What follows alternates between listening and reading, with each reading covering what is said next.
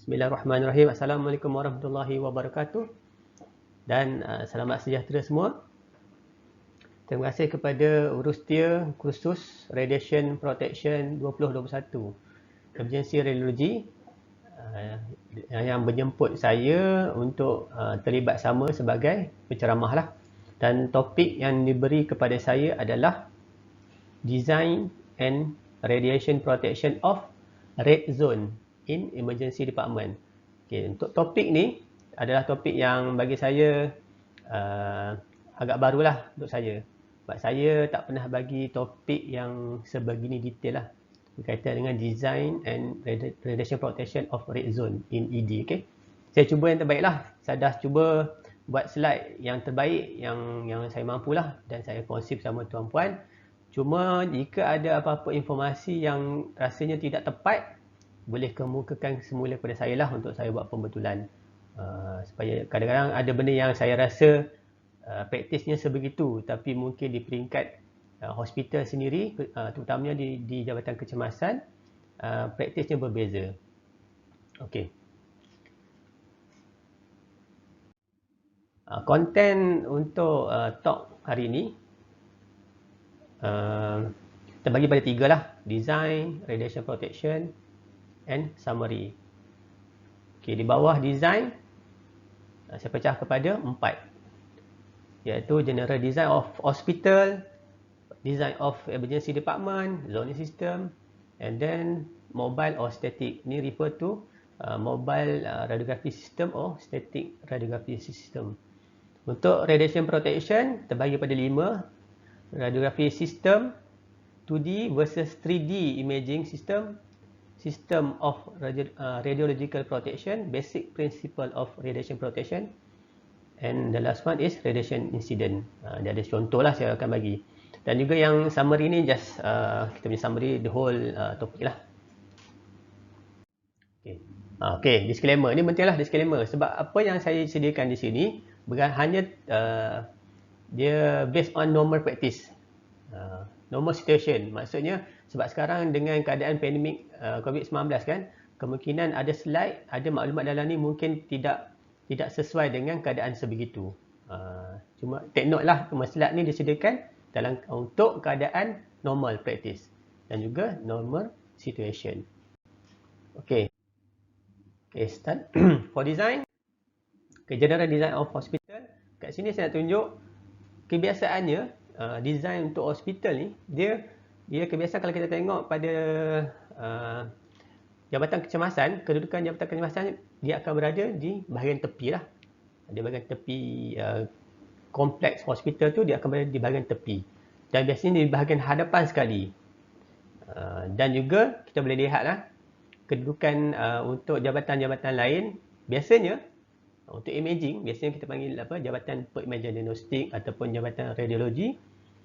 Dia berada mesti bersebelahan dengan Jabatan Kecemasan. Kebiasaannya kebanyakan hospital akan sebegitu rupa dia punya design.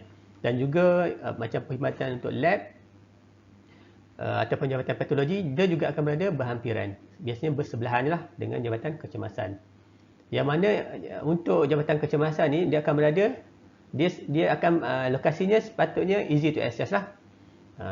Contohnya macam pintu hadapan kan.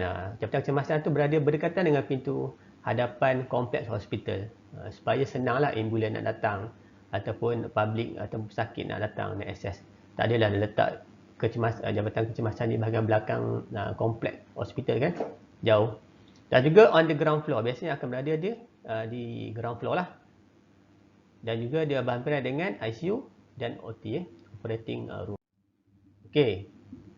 Untuk design emergency department pula, okey, tadi untuk hospital kan, ini untuk emergency department dalamnya itu. Biasanya dia akan ada 3 benda ni. Red zone, yellow zone and green zone. Itu biasa adalah. Dan juga ada tambahan yang lain lah. Cuma kita boleh lihat kat sini, ambulance bay ataupun lobby, dia terus sampai ke triage station dan juga boleh akses terus kepada green, red or yellow zone. Ini kebiasaan sebeginilah. Yang mana, okay, untuk bahkan topik saya ni berkaitan dengan radiation kan, saya nak bawa sedikit lah Untuk set up jabatan kecemasan di hospital, dia ada dua keadaan. Maksud saya di sini adalah untuk perkhidmatan imaging, untuk perkhidmatan X-ray, biasanya akan ada kalau jabatan radiologi tidak berada berdekatan dengan jabatan kecemasan, dia akan bangunkan kita panggil satellite unit lah, ataupun satellite X-ray unit ataupun unit X-ray di jabatan kecemasan, yang mana di situ dia akan letakkan mesin X-ray lah, yang contohnya untuk general radiografi statik, ada bilik CT scan dan juga ultrasound. Biasanya sebeginilah dia akan ada. Ataupun juga dekat dalam red zone tu sendiri akan ada X-ray unit. Kat situ kita akan sediakan, biasanya akan disediakan perkhidmatan untuk mobile radiografi, dan juga ada juga hospital yang ada bilik X-ray dekat dalam red zone. General radiografi statik lah memang ada. Ada sebahagian hospital memang ada, supaya lebih senang nak dapatkan perkhidmatan imaging dalam red zone tu sendiri. Okay. Dan juga mobile CT scan. Ini saya tak pasti ada tak praktis dalam Malaysia untuk setakat ini, untuk kegunaan mobile CT scan dalam red zone. Buat masa ini yang saya tahu setakat ini di bawah KKM, hospital-hospital kerajaan KKM memang tak ada lah. Biasanya mobile CT scan kita letakkan di jabatan radiologi. Okay, seterusnya zoning system. Zoning system ni yang refer pada tiga tadi ni. Green, yellow and red zone. Okey. Kejap ya. Untuk tiga zone ini, dia ada kita tengok dia punya takrifan ya. Untuk red zone ini, maklumat ni saya ambil terus daripada website daripada Department of Emergency Medicine USM sendiri. Maklumat ni daripada website dia lah. Okey, untuk red zone, zon merah ataupun critical, dia adalah untuk pesakit yang memerlukan kita panggil apa? Pemantauan yang segera, seen immediately, yang memerlukan life saving intervention. Untuk red zone lah. Okay. Next, untuk yellow zone yang kita panggil separa critical, seen within 30 minutes, 30 minit. Ini untuk yang kategori pesakit lah. Nanti saya akan tunjuk next slide yang lebih banyak lah contoh-contoh untuk contoh-contoh kes di zon merah. Untuk green zone, seen within 120 minutes by MO, medical officer. Jaranglah untuk pakar kecemasan yang bertugas di green zone ya. Okey, ini untuk gambar rajah ni ya. Untuk zon merah, ini dalam USM sendiri ya. Zon merah, the condition that are threat to life. Dia punya keyword dia. Mana-mana keadaan pesakit yang dalam keadaan threat to life, dia akan dihantar ke zon merah. Okay, the patient condition is serious enough or deteriorating so rapidly that there is the potential of sama juga threat to life. Mana-mana keadaan sebegitu memang akan dihantar ke zon merah untuk dijalankan intervention yang lebih inilah segera. Dan juga potential for time critical treatment. Okay, seterusnya, ini yang example of cases trash to red zone. Banyaklah. Cumanya kalau untuk perkhidmatan imaging, kita ada beberapa perkara lah. Contohnya macam all chest pain, mungkin kita akan mungkin sakit dihantar untuk buat chest X-ray. Dan unstable pelvic fracture, kalau ada berlaku keretakan atau patah tulang, macam pelvic punya tulang, dia akan hantar untuk buat X-ray. Sama ada buat general X-ray ataupun CT scan bergantung lah. Bilateral fracture femur, kes-kes beginilah, kes-kes di red zone. All head injuries, mungkin kita akan buat CT brain ataupun general untuk polytrauma patient. Ni memang multiple trauma patient punya ni lah keadaan, multiple trauma patient dan lain-lain lah, memang banyak lah. Cuma kat sini memang ada certain keadaan pesakit yang memerlukan perkhidmatan imaging, perkhidmatan X-ray tu. Ni gambar-gambar je lah dekat HUSM, kat USM. Okay, mobile or static. Okay, this one saya nak bagi gambaran apa beza antara perkhidmatan mobile X-ray dengan static. Static means mesin tu berada dalam bilik. Mesin tu berada dalam bilik. Okay, dua keadaan ni berbeza ya. Apabila pesakit daripada red zone tu memerlukan perkhidmatan imaging, tak kisahlah dalam keadaan dia yang mana satu, macam contoh dalam slide sebelum tadi kan. Ada dua option, sama ada pesakit itu dihantar kepada mesin ataupun mesin dihantar kepada pesakit. Jelas kan? For mobile radiography system ni memang jelas lah, namanya mobile, so dia mudah gerak, dia boleh digerakkan ke red zone kepada pasien. Sebabkan ada keperluan pesakit tu tidak dibenarkan untuk banyak pergerakan lah. Dia nak minimumkan pergerakan kepada pesakit, so mesin mobile X-ray ni yang akan dihantar kepada pesakit. Cumanya kat sini, sebabkan dia mobile, dia punya image quality yes is good enough but can be limited. Sebab apa limited? Kita tengok pada static. Static, sebabkan mesin static ni dia punya power supply dia lebih tinggi. Jadi dia boleh produce X-ray yang lebih baik. Terutamanya untuk pesakit yang contohnya yang obese patient, yang memerlukan kita panggil dedahan X-ray yang lebih tinggilah. Kalau untuk mobile X-ray mungkin tak cukup. Jadi image tu tak cukup cantik lah untuk certain keadaan, untuk certain pesakit. Jadi untuk mobile X-ray juga dia ada isu dengan scattered radiation. Kita tahu kan, kalau gunakan mobile X-ray kita tak ada kita panggil shielding dekat kawasan tu, kecuali kalau kita bawa bersama leg gown. Cuma biasanya juri X-ray akan bawa satu je leg gown untuk satu mesin, so dia yang akan pakai. Untuk yang staff dekat ED yang lain, dia tak ada perlindungan yang disediakan untuk scattered radiation. Ataupun ada juga keadaan yang disediakan kita panggil mobile LED screen. Nanti ada dalam slide saya tunjuk gambar dah. Mobile LED screen yang akan dibawa ke kita panggil ke red zone ni, dia akan block di antara kedudukan pesakit dengan staf lain dan juga pesakit lain.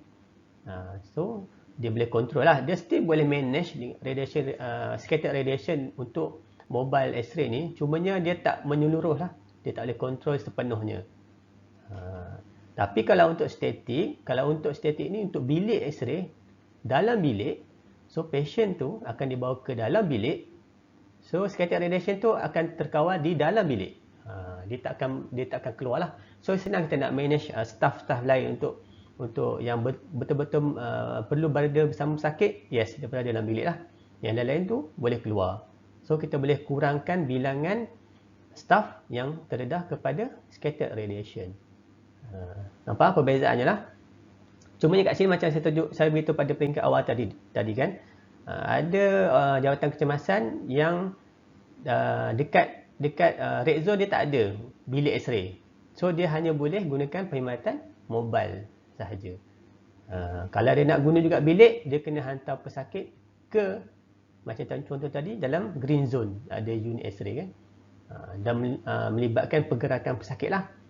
So itu perlu kita panggil consider by clinician lah, dekat yang staff kecemasan, dia kena decide. Okay, next. This one menarik. Okay, di bawah BSRP 2010, Basic Safety Radiation Protection tahun 2010, Regulation 43/2/A menyatakan the requirements of the optimization of protection from medical exposure shall include design consideration. Design ni means apa? Design ni means untuk design bilik lah.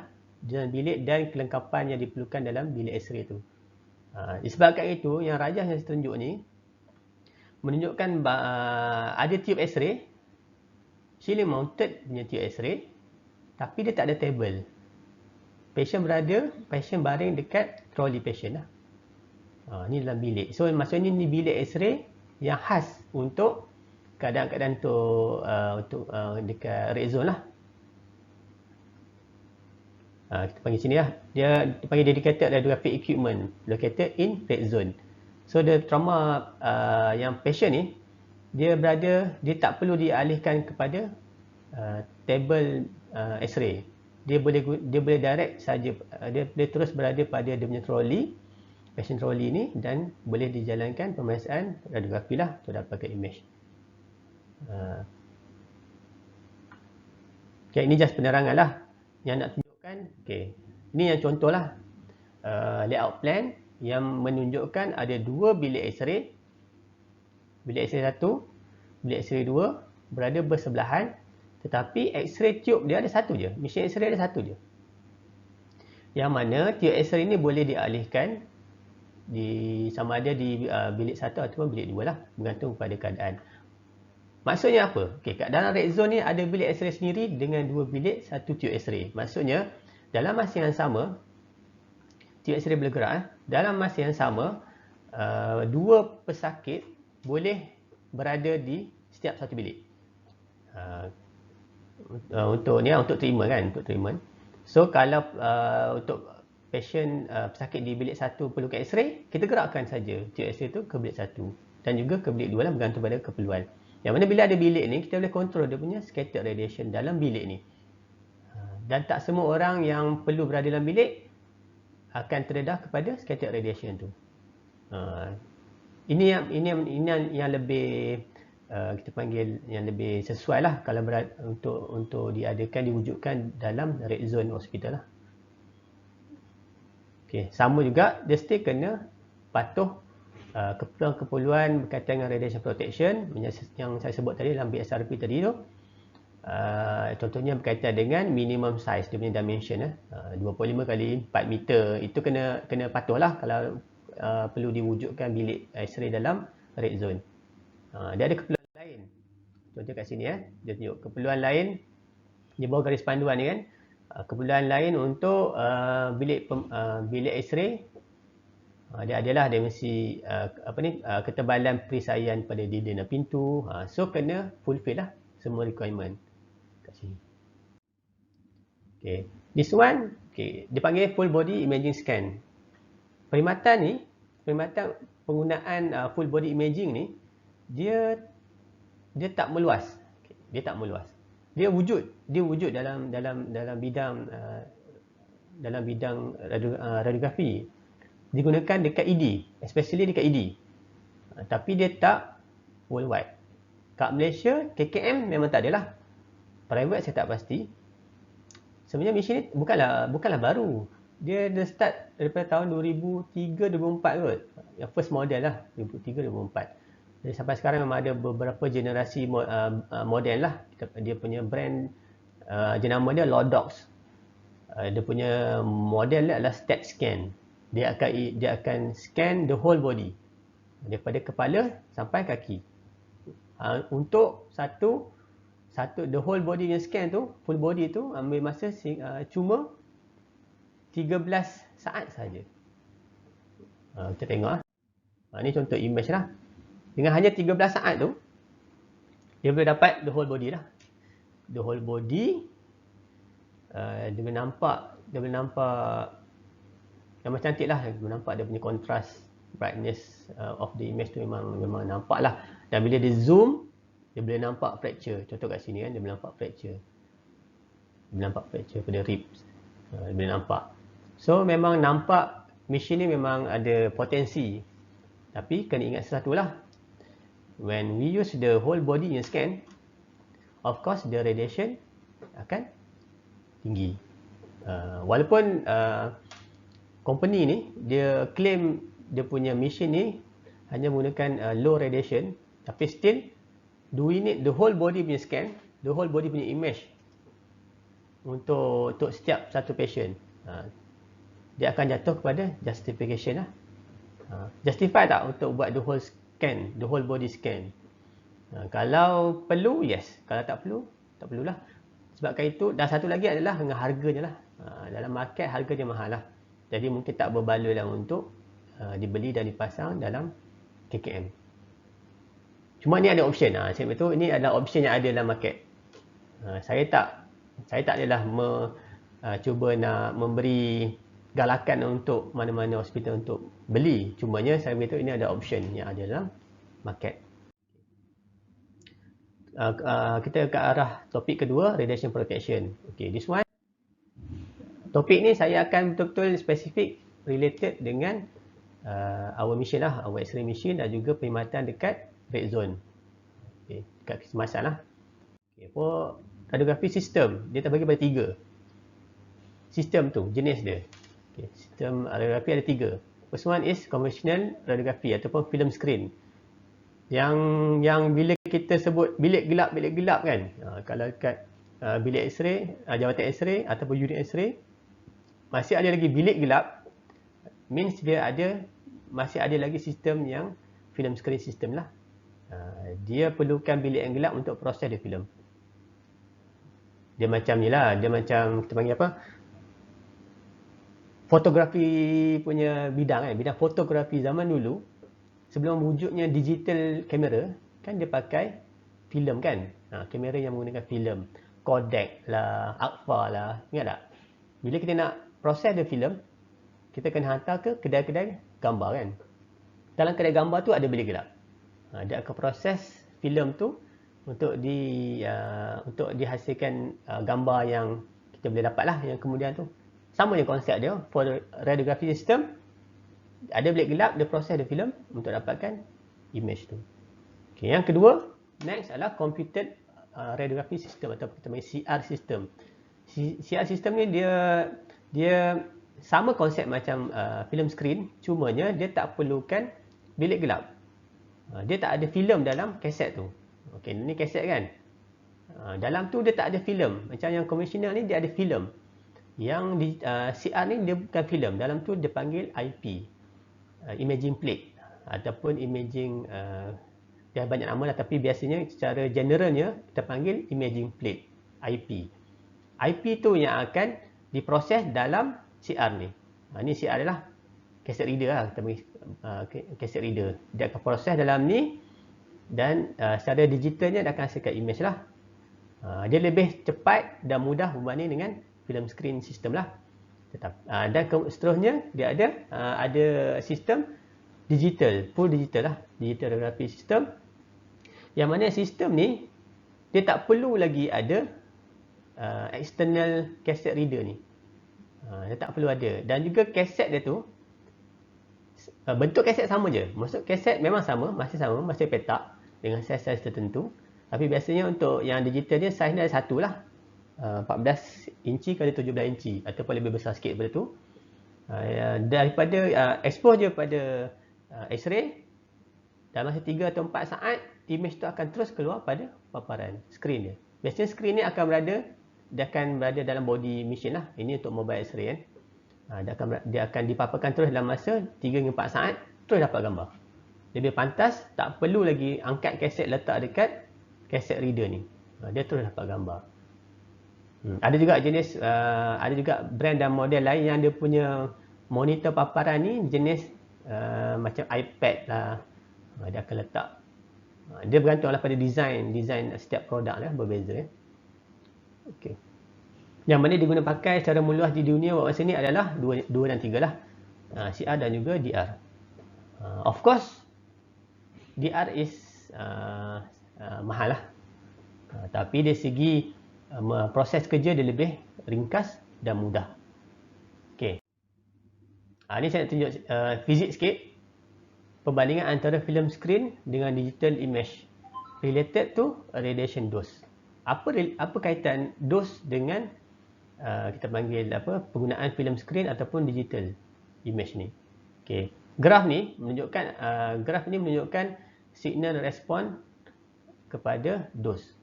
Makin tinggi dose, makin cantiklah image tu. Tu bahasa mudahlah. Makin tinggi dose, makin cantik image tu. Kita tengok pada film screen punya graf dia punya curve ni. Curve dia memang sangat tajam. Cerunnya sangat cerun . Cuma kat sini kita tengok dia punya scale tu, dia punya range untuk dapatkan image dengan optical density yang bagus dengan kontras yang bagus adalah kecil. Maksudnya apa kat sini? Maksudnya adalah jurang X-ray dia kena betul-betul mahir untuk tentukan radiation exposure tu dia punya parameter. Maksudnya kat sini adalah dia nak setkan dia punya KV berapa, MA S berapa ataupun MA dan S tu berapa. Dia kena betul-betul mahir lah supaya dia tahu untuk patient size medium berapa KV dia nak bagi, berapa MS dia nak bagi. Kan? Kalau untuk patient yang obese berapa dia nak bagi, dia berbeza. So dia kena tahu dia kena tahu nak pilih parameter tu supaya optical density tu berada dalam range ini. Kalau tak, kalau bawah daripada range tu, dia akan image yang dihasilkan nanti adalah underexposed. Ingat ini untuk film screen imaging system lah. Kalau lebih daripada tu, overexposed. So kalau dia berada luar daripada range, image tak cantik, kena repeat. Tapi kat sini kita nampak sesuatu. Kita nampak yang jurang X-ray dia betul-betul mahir, dia faham teori dan dia boleh apply teori tu untuk dapatkan image yang cantik. Okay. Tapi ini merujuk pada digital lah. Okay. For digital, yes, dia akan dapat range tu yang linear dan larger. Memang besar. Dia, of course, disebabkan itu dia akan hasilkan image quality yang baik, yang cantik lah, yang baik, yang berkualiti tinggi dan boleh mengurangkan retake tu. Ataupun kita panggil apa? Repetition of X-ray tu. Tak perlu ada repeat. Namun begitu, sebabkan dia punya range tu sangat besar, kalau dia bagi dos, kalau jurang X-ray dia pilih parameter KB dan MS yang menghasilkan dos yang tinggi pun, image tu dia takkan nampak pada image. Dia takkan perasan. Orang lain tengok dia tak perasan pun yang sebenarnya pesakit tu menerima dedahan yang tinggi. Sebabkan kita boleh manipulate image tu. So dia akan terlepas lah, unnoticed. Ini dia punya disadvantage lah penggunaan digital. Tapi kalau jurang X-ray, saya yakin jurang X-ray kat Malaysia ni dia memang dah well known the system, dia mahir. So dia takkan bagilah sampai the high dose. Dia tahu skill person, dia tahu macam mana nak gunakan sistem digital. Okay. 2D or 3D. Ini saya nak tunjuk sebabkan dekat jabatan kecemasan kita ada option. Sama ada nak gunakan 2D rujuk pada general X-ray mobile ataupun yang static tu, gantulah. Ataupun kita gunakan yang 3D punya images punya sistem lah. Contohnya kat sini saya bagi CT scan. Tengok pada rajah Ini untuk yang kita nak tengok lung. Kalau kita nak tengok lung pesakit tu, sama ada kita nak gunakan 3D, dapatkan 3D images atau 2D images. Nampak beza kan? Okay. Of course 3D ni lebih cantik lah. Lebih cantik, image quality dia memang very very high. Memang detail dia memang sangat tinggi. Resolution dia pun sangat tinggi. Tapi apa kurang dengan 2D? 2D still image quality tu good, tapi lower than yang 3D lah. Dan dia punya dose pun kurang compare dengan 3D. Of course dose dia akan tinggi kepada pesakit. Dan juga masa untuk produce the image, kalau untuk 2D tu yang shorter time lah. Yang untuk yang 3D higher, dia punya masa tu lebih ni lah, lebih tinggi lebih lama. Okay. Ni saya tunjuk satu contoh image 2D dengan 3D. Nak tengok apa kelebihannya apa kelebihan 3D berbanding dengan 2D Pada 4 segmen gambar ni A, B, C, D. Pada A dengan B ni, kalau kita 2D skull X-ray, still boleh nampak dia punya fracture. Dalam slide ni memang tak nampak lah. Tapi kalau tengok image yang sebenar boleh nampak. Tapi dan juga untuk 3D, yes, of course dia boleh nampak jugalah. So kat sini antara pilihan 2D dengan 3D, sepatutnya hanya 2D saja. Kita dapat jimatkan masa dan juga kita kurangkan dos kepada pesakit.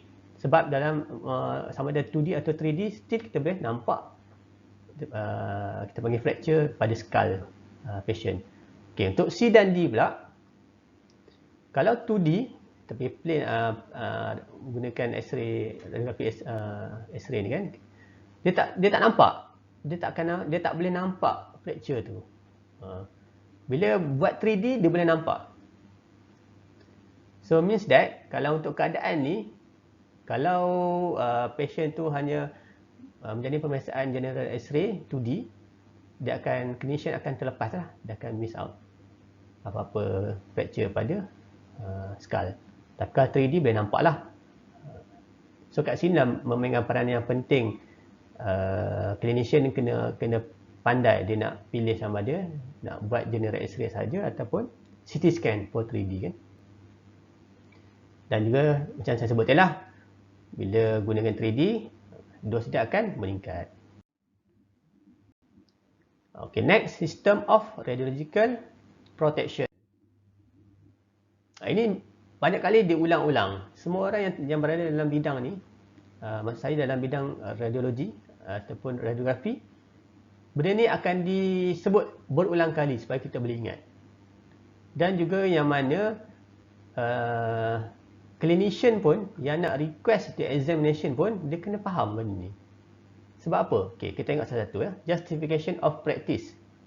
Maksudnya adalah no practice involving radiation shall be adopted unless its introduction produce a positive net benefit. So kalau benefit dia lebih tinggi daripada risk tu maksudnya radiation risk lah kepada pesakit dan juga staff. So yes, justify to do the radiation punya prosedur lah untuk gunakan X-ray. Tapi kalau dia punya risk tu lebih tinggi daripada benefit, so dia kena tukar. Tak justify lah untuk gunakan radiation. So kena buat pilihan lain lah, sama ada gunakan ultrasound ke kan. Contohlah. Okay, next, optimization of protection and safety. Okay. When the examination is justified to do, so kat sini peranan yang penting untuk optimize pula protection and safety to the patient and to the staff. Ini jurus X-ray kena betul-betul take note. Sebab apa? Bila clinician dah justify the exam, so patient dah sampai dekat bilik X-ray ataupun jurus X-ray bawa mobile X-ray tu ke red zone untuk buat X-ray, dia kena optimize the protection and safety. Based on 3 prinsip ni lah, prinsip ALARA ni, 3 ni, time, distance, shading. Nanti slide seterusnya saya akan tunjuk lah. Time, distance, shading. Ini jurus X-ray kena betul-betul mahir lah konsep ni. Kalau dia apply kat sini, so dia boleh optimize lah protection and safety to the patient dan juga kepada diri dia dan juga kepada staff lain. Next adalah dose limit. Okay, dose limit ni yang kita pantau dos kepada staff. Berapa radiation dose yang dia terima, itu kita panggil dose limit lah. Sebab patient dia tak ada limit. Kita tak panggil dose limit kepada patient ni. Sebab when the examination is justified to do, dia dah jatuh bawah medical exposure. Dia tak ada limit. Sebab dia dah justify kan untuk buat. Okay, ini justification of practice tadi tu. Kita tengok. Maksudnya apa? To assess for clinical merit and appropriateness based on clinical notes and patient information. Dia kena ada clinical notes ni. Sebab apa kena buat X-ray? Kalau tak ada notes ni, clinical note tak clear ataupun just kalau clinician request saja-saja nak buat X-ray, dia tak justify, dia tak boleh. Jurus X-ray ada hak untuk reject the case. Saya tak sebut doktor tau, jurus X-ray pun ada hak untuk reject the case. So dia kena faham jugalah apa maksud clinical notes, apa maksud yang doktor tulis dalam clinical notes. Kalau dalam clinical note just dia tulis dot, kan tak ada, berlaku dan memang berlaku sampai ke hari ni. Pada zaman 2005, 2006 saya kerja sampai ke sekarang, masih ada lagi clinician yang request X-ray ni, dia letak dalam notes tu, request note tu, dia tak titik je. Kes ni berlaku dan berulang-ulang berlaku. Tak titik. Dia ingat apa dengan hanya satu titik tu boleh memberi pemahaman kepada jurus X-ray. Sebab apa perlunya buat X-ray. Jurus X-ray boleh reject the case. Dan juga di bawah ICRP dia dah define justification as Any decision that alters the radiation exposure situation should do more good than harm. More good than harm. Dia clear lah benda tu. Okay, kat sini example lah. To choose between 2D or 3D imaging. Dia ada option. Nak buat 2D ke 3D? For trauma patient lah dekat red zone kan. Kalau guna 3D mungkin dapat image yang lebih cantik. Tapi dia punya masa tu lebih tinggi lah dengan dos yang lebih tinggi. Itu terpulang kepada clinician to decide. Okay, optimization. Bila dah sampai ke level optimization ni, kat sini jurist kena pastikan bukan hanya kepada pesakit, radiation protection kepada pesakit, tetapi juga kepada staf-staf lain dan juga kepada diri dia sendiri. Dia kena take note sebab dia yang hari-hari berhadapan dengan X-ray kan.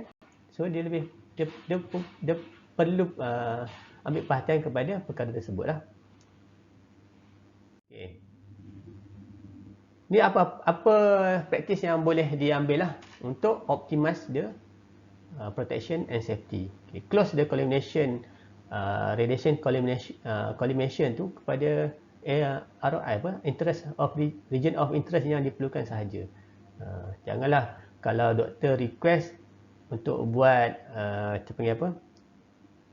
chest x-ray, dia pergi buka sampai ke kepala. Dia punya x-ray tak boleh lah macam tu. So close the collimation tu betul-betul ikut apa yang diperlukan sahaja. Next, gonad shielding kepada patient yang kita panggil childbearing age lah. Tapi dengan syarat, gonad shielding ni jangan sampai menghalang anatomy of interest. Ataupun jangan sampai dia masuk dalam kawasan yang kita nak x-ray. Kita bagi primary x-ray kan. Jangan masuk sampai situ lah. Kena pandai lah kat mana nak letak gonad shield. Okay, next, good exposure perimeter. Nak pilih KV MAS tu, kenalah betul-betul optimize. Especially untuk pediatric patient. Kan? Next, lead apron bukan hanya untuk, kalau ni untuk dekat red zone kan, bukan hanya untuk juru x-ray tapi juga pada staff yang lain. Kalau tak available lead apron, kita boleh pakai mobile x-ray protection screen ataupun mobile lead screen. Kita boleh guna dekat red zone. Ni poin yang keenam ni yang penting, yang perlu ditegur sentiasa lah. Use primary ataupun kita panggil permanent marker. Jangan sesekali kita skip primary marker ni, permanent marker ni. Sebab dia boleh jadi medical legal lah. Saya tak nak panjangkan, saya tak nak cerita lebih tentang perkara ni. Cuma pernah berlaku kes, marker left right letak terbalik. So doktor interpret image tu terbalik. And then operation yang dilakukan kepada pesakit tu terbalik. Sebab dia dah flip kan, image tu dah flip. Sebabnya punca asalnya adalah tiada primary marker dalam image. Pernah berlaku, telah berlaku. Tak mustahil dia akan berulang. Next, nombor 7, exposure factor. Yang nak minimize patient dose tu dan juga pada scattered radiation. Okay. Next, announcement of impending exposure. Ini yang biasa bila X-ray nak buat X-ray dia akan sebut apa? Shoot! Itu bahasa-bahasa yang biasa kita dengar lah. Dan dah amalan ni dah jadi kebiasaan. Jadi tak ada isu pun. Kalau juri X-ray kata, okay, saya nak shoot ni. Okay, masuk shoot tu adalah X-ray lah. Nak buat X-ray. Jadi staff lain tu dia dah alert. So dia akan beredar daripada kawasan tu lah. Okay, next juga, bukan hanya kepada staff yang lain, tetapi juga kepada pesakit yang berada dekat katil-katil persebelahan lah. Kalau macam kat red zone kan. Kalau nak buat mobile X-ray dekat patient A, patient B kat sebelah, kita kena pastikan berada 2 meter lebih jauh lah daripada patient A tu. Kalau rapat, kita boleh alihkan. Kalau tak boleh alihkan table katil pesakit yang B tu, so kenalah letak mobile light screen lah. Okay, dose limit pula. Dose limit sebabkan radiation ni cannot be seen, tak boleh bau, tak boleh rasa. So staff akan pakai, terutama juru X-ray lah, akan pakai personal dosimeter untuk measure radiation dia terima setiap bulan. So dia punya total radiation limit dia untuk setahun adalah 20 milisievert. Ini kita biasa dengar lah. Dia ada passive type, active type. Biasanya kita pakai dalam Malaysia ni passive type lah, lebih murah dan reliable lah dalam market. Okay, basic principle of radiation protection. Saya sebut tadi lah, di bawah ALARA, dia ada prinsip dia yang kena faham. Time, distance, shielding. Kita praktis ni, kalau kita betul-betul praktis time, distance and shielding under the radiation protection punya scope ni, kita boleh pastikan radiation yang diterima oleh pesakit, oleh staff dan juga oleh juri X-ray itu sendiri dapat dikurangkan. Okay. Sebabkan apa? Okay. Scattered tu, asal scattered radiation adalah daripada badan pesakit tu. Bila X-ray tu sampai ke pesakit, ada certain X-ray tu akan tembus sampai ke filem lah, sampai ke kaset. Ada juga yang akan diserap, absorb by the patient. Dan juga ada yang scattered, dia keluar balik. Yang scattered ni yang kita nak control. So how to control the scattered radiation? Untuk time, prinsip time, kita kena kurangkan masa radiation tu. Take note benda ni. First, best shot. Ini term yang saya selalu gunalah. First, best shot ni maksudnya apa?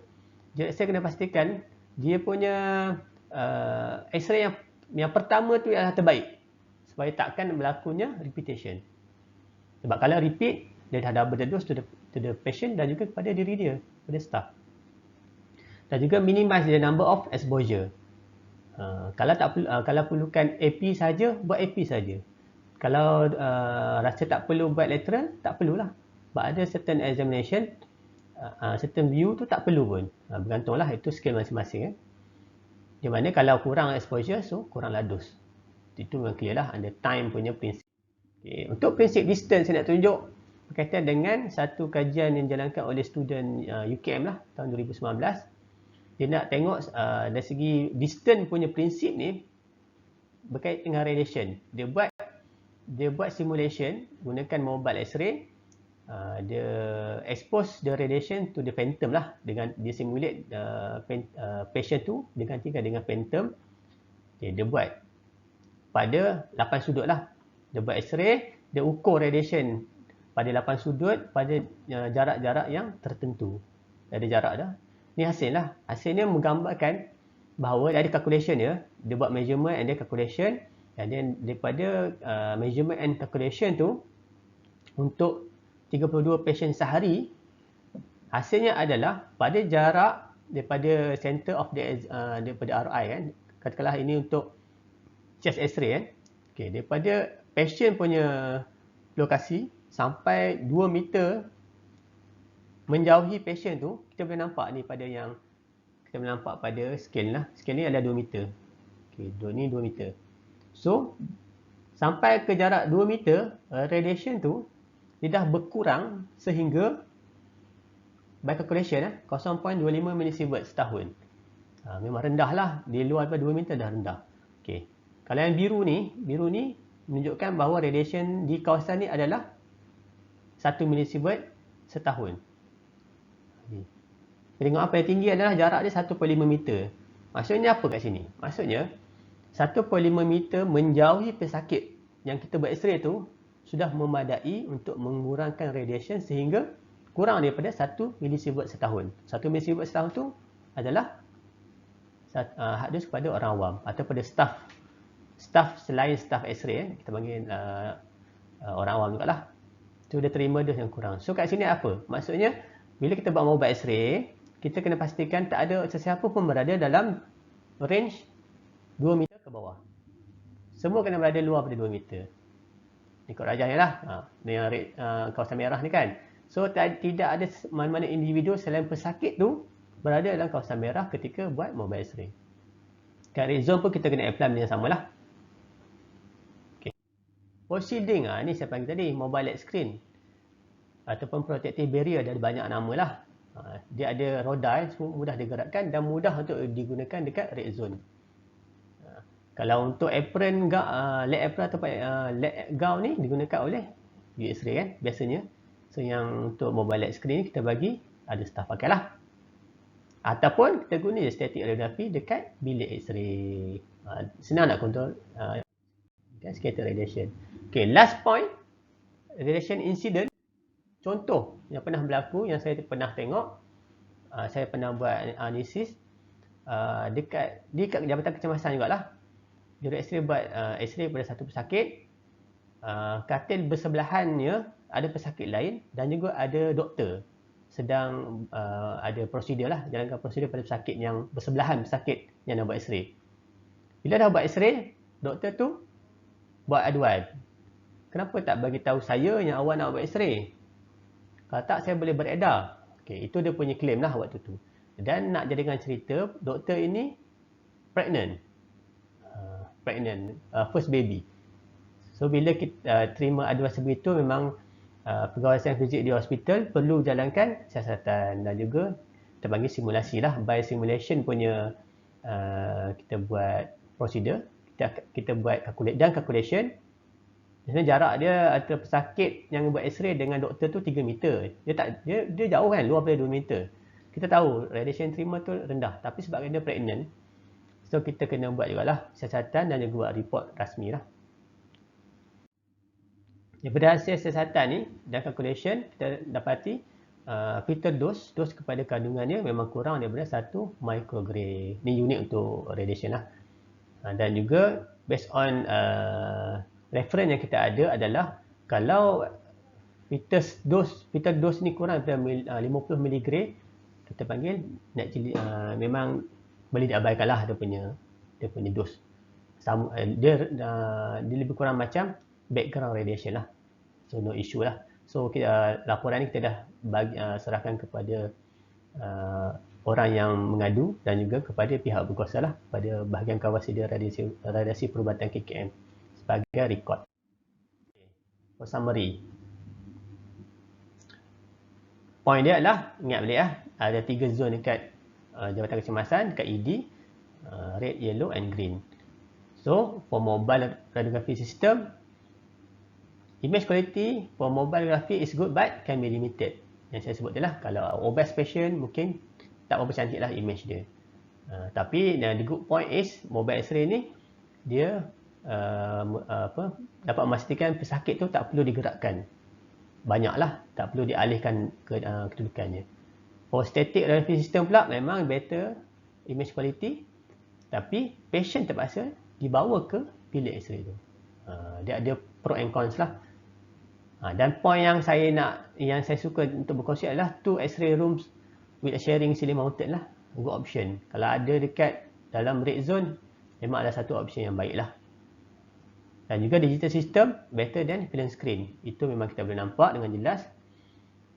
Untuk 3D imaging system better than 2D lah in term of image quality, but in term of patient dose, 2D is better lah. Better means dose tu rendah lah kepada pesakit compare dengan 3D. Okay, system of radiological protection, justification, optimization and dose limit, and the last one is basic principles of radiation protection, time distance shielding. Semua take note lah. Point yang time distance shielding, kalau you all boleh apply dalam praktis hari-hari, insyaAllah boleh pastikan radiation yang diterima oleh pesakit, oleh staf lain dekat red zone tu dan juga kepada diri sendiri, pada jurus X-ray, pada jurus X-ray adalah rendah. So take note semua summary, dan juga kalau ada maklumat yang bercanggah dengan praktis dia ada, boleh maklumkan kepada saya semula, dan kalau ada apa-apa soalan mungkin boleh dikemukakan lah. Okay, terima kasih sekali lagi kepada Rustia yang menjemput saya memberi ceramah pada hari ini lah. Terima kasih semua memberi perhatian. Assalamualaikum warahmatullahi wabarakatuh dan selamat sejahtera. Bye.